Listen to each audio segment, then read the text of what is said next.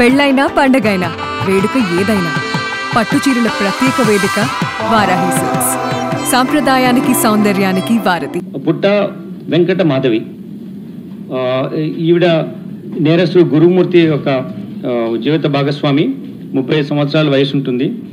వీళ్ళు జేపీ చెరువు అని చెప్పేసి ఉన్నటువంటి విలేజ్లో ప్రకాశం డిస్ట్రిక్ట్ నుంచి నేటివ్ ప్లేస్. ఇక్కడ వచ్చి జిల్లెలగూడలో వాళ్ళు నివాసం ఉంటున్నారు ఇక్కడ. ఇతను నేరస్తుడు గురుమూర్తి 39 సంవత్సరాలు. ఇంతకుముందు ఆర్మీలో పనిచేసి వచ్చాడు. ఫుల్ టర్మ్ అతను ఆర్మీలో సర్వ్ చేసి వచ్చాడు. వచ్చిన తర్వాత ఇక్కడ చిన్నగా ప్రైవేట్ దాంట్లో కానీ అక్కడ ఉద్యోగాలు చేసుకుంటూ జీవితం సాగిస్తున్నాడు సెక్యూరిటీ గార్డ్గా. ఈ క్రమంలో వీళ్ళకిద్దరు వాళ్ళకున్న ఇద్దరు ఉన్నప్పుడు వీళ్ళు ఈ సంక్రాంతి సందర్భంగా వాళ్ళ పిల్లలతో పాటు ఈ డిసీజ్ యొక్క రిలేటివ్స్ ఇంటికి వెళ్ళడం జరిగింది. వెళ్ళి అక్కడ ఉండి మళ్ళీ రిటర్న్ వచ్చడం, మళ్ళీ రావడం, మళ్ళీ వెళ్ళడం జరుగుతుంది. ఇట్లా సంక్రాంతి ముందు రోజు, సంక్రాంతి రోజు కూడా జరిగింది. 15th నైట్ వచ్చారు. 16th మార్నింగ్ రోజు అతను ఆవేశంతో ఇప్పుడు మా చుట్టాల దగ్గర బాగా ఉంది కదా, మంచిగా పిల్లలు అక్కడే ఉన్నారు అని మళ్ళీ అనేటువంటి అనాలోచితపూర్వమైనటువంటి ఒక అనవసరమైనటువంటి లైక్ సడన్ ప్రొవొకేషన్ అని కూడా అనలేము. దీనికి పర్పెట్రేషన్ ఉంది, దానికి ప్లానింగ్ ఉంది. పిల్లల్ని అక్కడే ఉంచేసి వచ్చాడు. ఇతను ఈ విషయాలు అకారణంగా గొడవ పెట్టుకొని అతను వైఫ్ మీద దాడి చేయాలనే ఉద్దేశంతో ఎవిడెన్స్ పిల్లలు ఉంటే తెలుస్తుందని చెప్పేసి పిల్లల్ని వాళ్ళ చుట్టాల ఇంట్లోనే పెట్టేసి ఇక్కడ రావడం జరిగింది. వచ్చి భార్య పైన ఆ రోజు మార్నింగ్ ఆవిడని కొట్టడం స్టార్ట్ చేశాడు. తీసుకెళ్ళి గోడకు ఆవిడ తలను స్మాష్ చేశాడు. గట్టిగా కొట్టాడు గోడకి.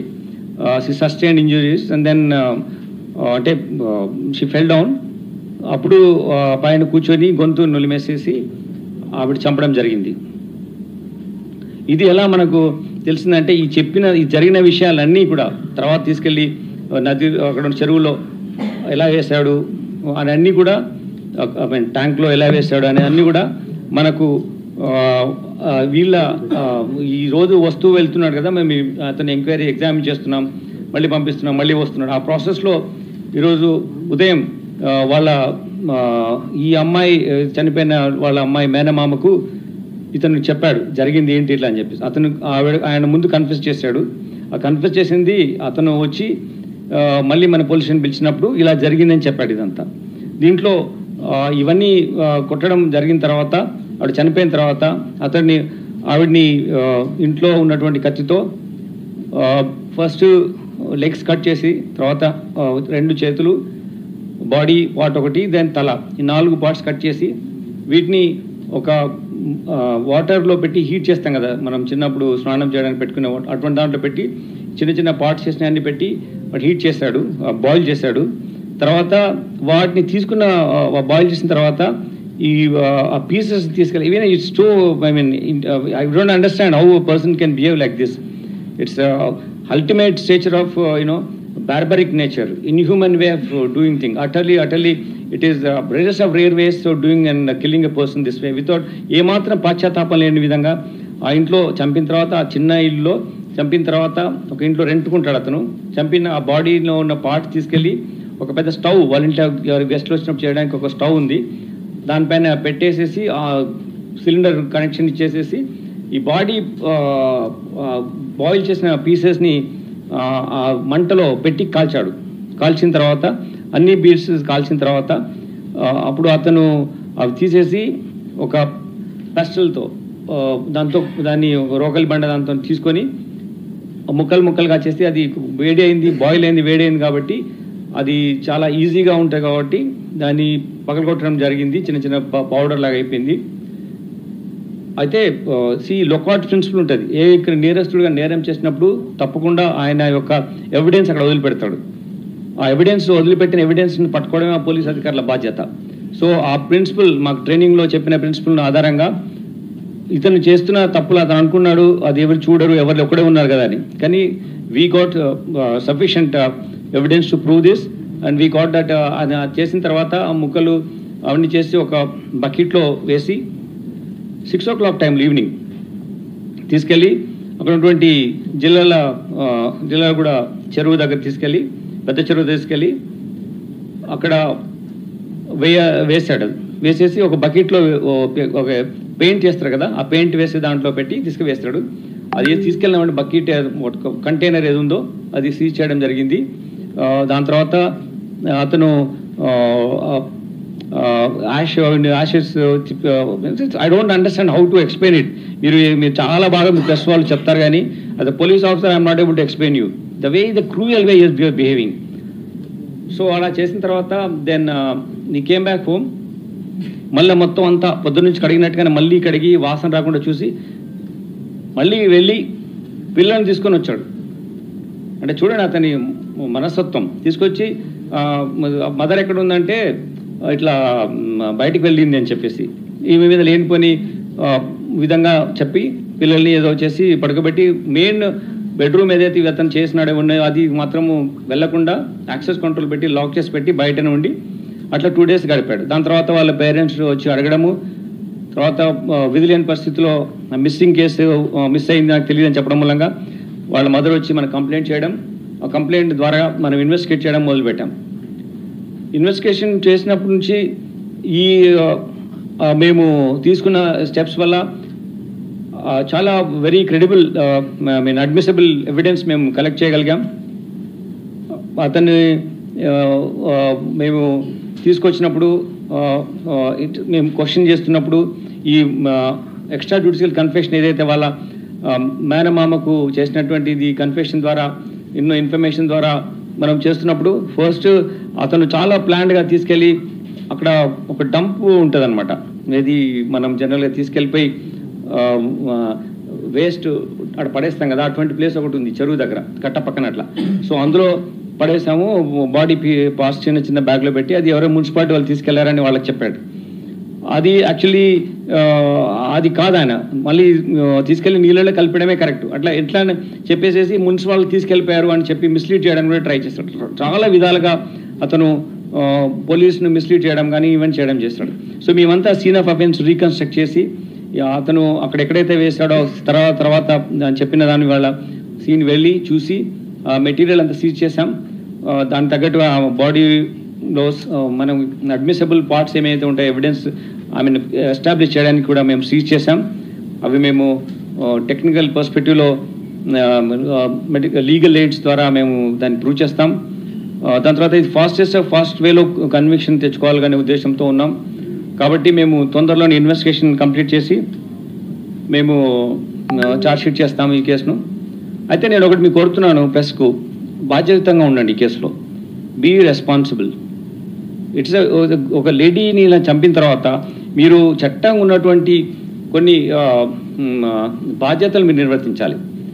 Agree, you have to report, but you have to report with lot of responsibility as citizen also, lot of responsibility towards such offences. Like if you don't మనం ఈ కేసులో ఎట్టి పరిస్థితుల్లో ఈ కోర్టు వారికి తీసుకెళ్ళి కోర్టు వారి దృష్టిలో తీసుకొచ్చి దీంట్లో పూర్తిగా మేము ఇన్వాల్వ్ అయిపోయి టీం ఉంచి కంటిన్యూస్గా కోర్టు ప్రొసీడింగ్స్లో మేము మానిటర్ చేసి కన్విక్షన్ తీసుకోవడం మా బాధ్యత, మేము చేస్తాం. ఎందుకంటే అలా చేస్తే డిటరెన్స్ ఉంటాయి, వేరే వాళ్ళు మళ్ళీ చేయడానికి భయపడతారు.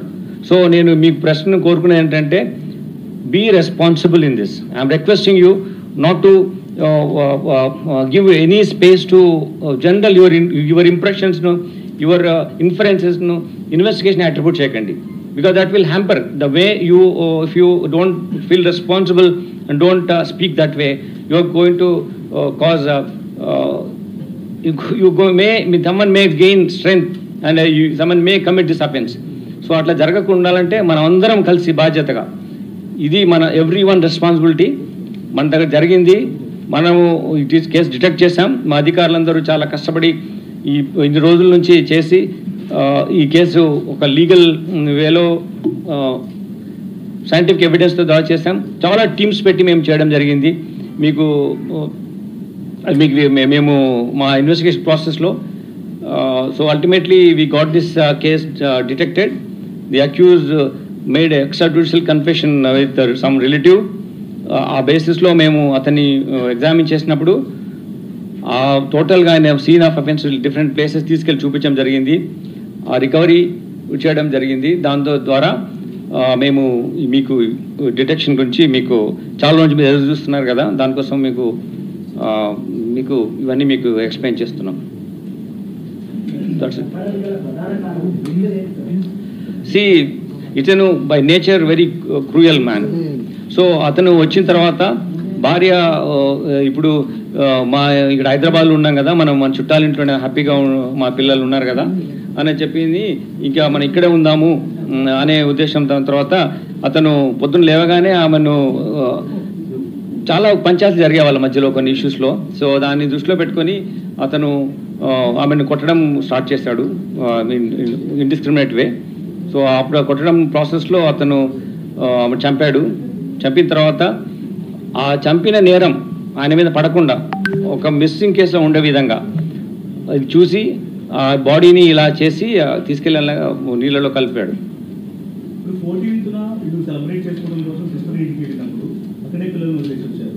వాళ్ళ తర్వాత భార్య భర్తలు అదే రోజున ఇంటికి వచ్చేసారు. మళ్ళీ 15వ తారీఖున మళ్ళీ వాళ్ళ సిస్టర్ దగ్గరికి మళ్ళీ వెళ్ళారు. అప్పుడు పిల్లల్ని అక్కడే ఉంచుకొచ్చాడు. అంటే ఈ గొడవ చేయడం కోసం మాత్రమే పిల్లల్ని ఇంటికి తీసుకురాకుండా భార్యతో పాటు అక్కడే ఉంచుకొచ్చాడా, వాడిని రిలీజ్ చేసి వచ్చాడా, ఎందుకు ఆ పిల్లల్ని అన్నిసార్లు కూడా అక్కడే వదిలేసి వచ్చి రావద్దు? ఇది basic crux of the investigation. అతను డెలిబరేట్గా ప్రీమెడిటేటెడ్ ప్లాన్తో పిల్లలు ఉంటే అతని ఇలా చేయలేడు కాబట్టి కావాలని వాళ్ళని అక్కడ ఉంచడం జరిగింది. నో రిమోర్స్, ఎటువంటి పశ్చాత్తాపం మేము మాట్లాడినప్పుడు లేదైనా.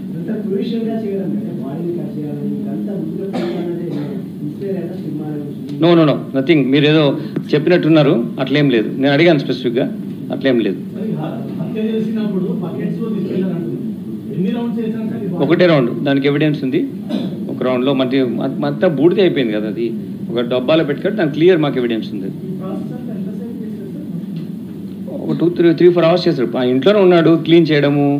అరౌండ్ 6 o'clock వెళ్ళి కలిపాడు. పొద్దున అరౌండ్ 10 o'clock ఇది ఇన్సిడెంట్ జరిగింది. ఇది కిరాతకమైన ఒక రేర్ వేలో ఈ behaved with his wife. Is no way you can kill like this. No way you can try to screen the evidence by boiling the body, his own wife body, మళ్ళీ దాన్ని ఒక stove పెట్టి డైరెక్ట్గా బాడీని అక్కడ వేడి చేసి ముక్కలు చేసి, దిస్ ఈజ్ నాట్ ఒక వ్యక్తి చేయాల్సిన పని కాదు. అతనికి అటువంటి కిరాతకమైన నేచర్లో ఉన్నాడు అతను. That's what I'm telling you. అతను ఇంటర్నల్ ఇష్యూస్ ఉన్నాయి, అవి that's what I'm trying to tell you.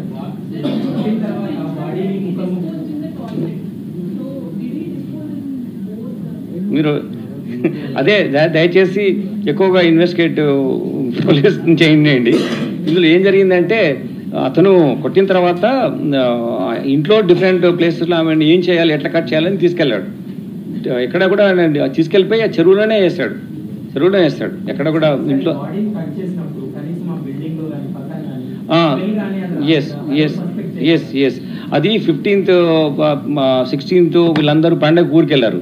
16 నాడు జరిగింది. 3 floors ఉన్న చిన్న హౌస్ అది. మధ్య ఇంట్లో ఇతను రెంట్కుంటాడు, ఓనర్స్ లేరు. తర్వాత ఇది జరిగిన తర్వాత నెక్స్ట్ డే కూడా స్మెల్ చాలా వచ్చింది. నేను ఇంతకుముందు కూడా ఇటువంటి కేసు చేశాను. ఆ స్మెల్ అలా చంపిన తర్వాత ఇమీడియట్గా పోదు, ఇట్ విల్ బి దేర్. పిల్లలు వచ్చి కూడా స్మెల్ ఏంటి అని అడిగారు, వాళ్ళని కూడా మిస్లీడ్ చేస్తారు. పక్కన ఉన్న వాళ్ళకు కూడా స్మెల్ వచ్చింది. కానీ ఆ రోజు ఎవరు ఆ ఇంట్లో ఎవరు లేరు. చిన్న ఉన్న వాళ్ళు కూడా సంక్రాంతి సెలబ్రేషన్స్లో అట్లా ఉన్నారు. సో ఈ గొడవ అనేది బయటకు తెలిసే ఆస్కారం లేదు.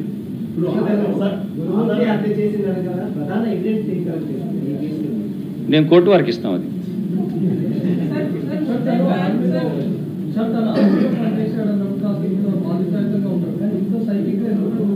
ఇది ఇండివిజువల్ పర్సెప్షన్. We can't. ఒక మంచి వ్యవస్థలో ఒక చెడ్డ వాళ్ళు ఉండొచ్చు, ఒక చెడ్డ వ్యవస్థ అతను నేచర్, పర్సనల్ బిహేవియర్. అతను రెగ్యులర్ జవాన్గా చేస్తాడు, ఫుల్ టైం 15 years చేస్తాడు ఆర్మీలో.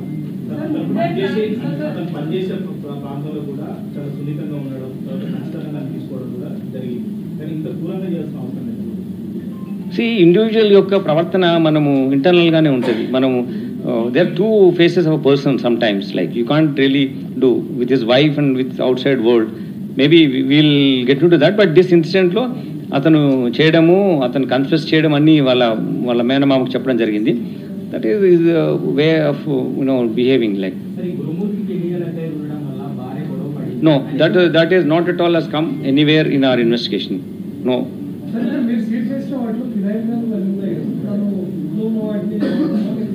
No, everything అని ఇంట్లోనే ఉన్నాడు, బయటకు వెళ్ళకుండానే చేసుకున్నాడు, ఇంట్లోనే ఉన్నాడు.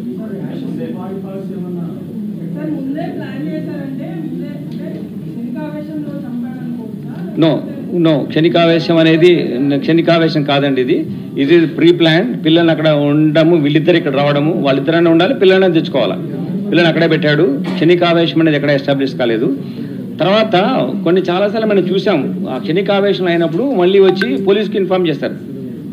అలా చేయలేదు అతను, మొత్తం ఇంట్లో ఉండి అన్ని ఒకరోజు కాదు, ఇన్ని రోజుల వరకు అతను అలానే మిస్లీడ్ చేస్తున్నాడు సిస్టమ్ను. సో అది క్షణికావేశం కాదు, premeditated. And then he wanted to take, mislead the police by screening the evidence.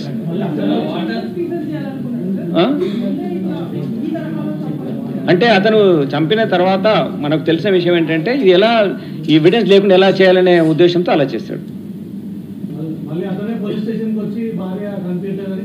అది ఆయనకున్నటువంటి evil mind. It speaks about his Nefarious designs and sinister mind. ఆధారాలు ఏమీ లేకుండా చేశారు. కేసును ఇన్వెస్టిగేషన్ చేయడం కూడా చాలా ఇబ్బందిగా మారింది. మీరు కూడా చెప్పారు, దేశవ్యాప్తంగా ఉన్నటువంటి ఎక్స్పర్ట్స్ కూడా పిలిపించి మరి ఇన్వెస్టిగేషన్ లో భాగంగా వాళ్ళు యూజ్ చేస్తున్నామని కూడా చెప్పారు. మరి కనీసం ఇందులో వాళ్ళ యొక్క ఎక్స్పర్ట్స్ వచ్చారు కదా, వాళ్ళ ద్వారా కూడా ఏమైనా ఆధారాలు సేకరించడం జరిగిందా, లేకపోతే మీరు చేసినటువంటి ఇన్వెస్టిగేషన్ లో సీనాకు రీకన్స్ట్రక్షన్ చేసిన దాంట్లో భాగంగా గమనించారా? అసలు చెరువు దగ్గర ఆధారాలు దొరికినాయా, ఇంట్లో ఆధారాలు దొరికినాయా? అసలు ఎట్లా సార్ ఇవి ఎంత క్రిటికల్ గా ఈ రోజు జరిగింది? మీకు ఇంత క్లియర్గా చెప్పాను, ఇంతకు ముందు చెప్పాను మీ బాధ్యతలు ఏంటి, నా బాధ్యతలు ఏంటిదని. నేను కోర్టు వారికి చెప్తాను అవన్నీ. లేదండి, మేము చాలా స్పెసిఫిక్గా ఈ విషయం కూడా, ఎందుకంటే మోటివ్ ఫ్యాక్టర్లో మేము చూసాం, అటువంటిది ఇప్పటివరకు ఏమీ మాకు ఎస్టాబ్లిష్ కాలేదు.